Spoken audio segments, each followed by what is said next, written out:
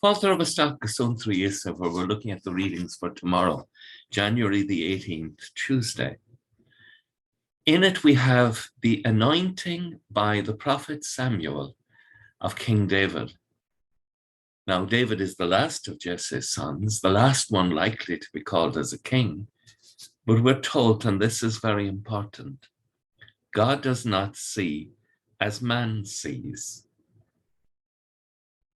Man looks at appearances, but the Lord looks at the heart. And therein is the real dilemma of our lives.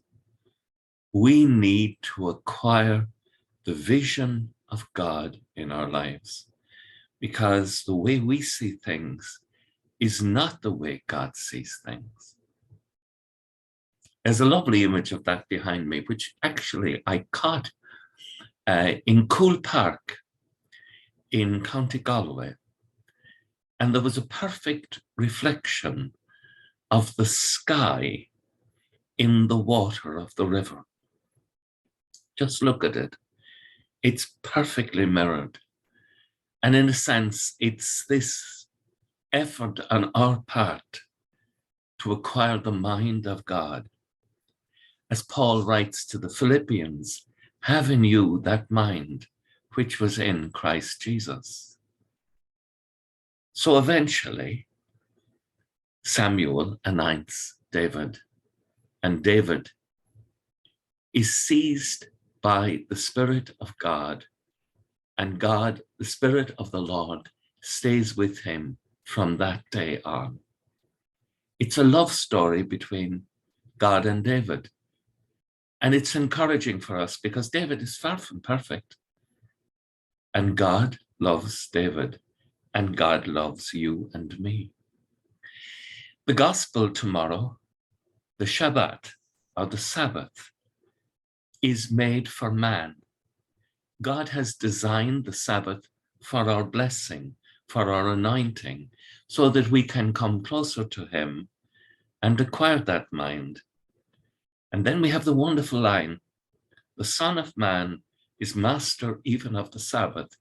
And the Son of Man is that great title taken from chapter 7 of the book of Daniel, of the vision of Daniel. He sees this one that appears to be human in the court of God in heaven before the incarnation.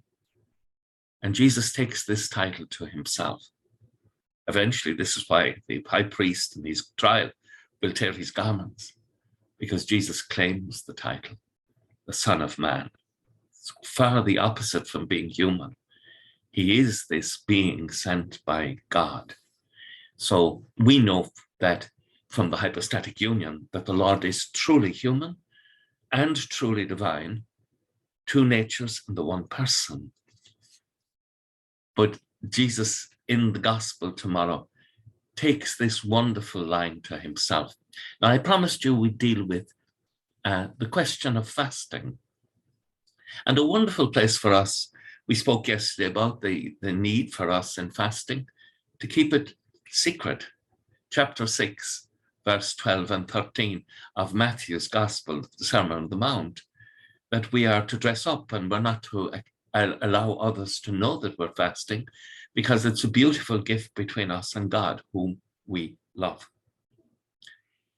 Jesus, in the first chapter of St. Mark, verse 12, we're told that after his baptism, the Spirit drove him out into the wilderness, and he fasted there for 40 days, echoing the fast of Moses on Mount Sinai or Mount Horeb, where Moses receives the law from God. And then in verse 13, there's this wonderful line, he was with the wild beasts, and the angels ministered to him. Now, the angels are the messengers of God, and there's a connection between his beginning mission and this time he spends a special prayer, fasting in a moderate way. If you were to give up food altogether for 40 days, you'd be dead. So it's not that, but he has this time of dedicating his focus to the eternal Father. And angel means messenger, The messengers of God secure his message, and he will come out of the desert, out of this time of fasting, secure in his vocation and powerfully affirmed, and will fulfill his mission. In the same way, you and I, if we are beginning something, we should have an element of fasting to acquire the wisdom of God. A priest, a bishop, a parent who doesn't at some stage have some fasting to acquire the mind of God, the image behind me, so that on earth we can reflect heaven. This is the powerful weapon or prayer we call fasting. It's a moderate thing. It's not over the top. It's something secret between us and God who loves us.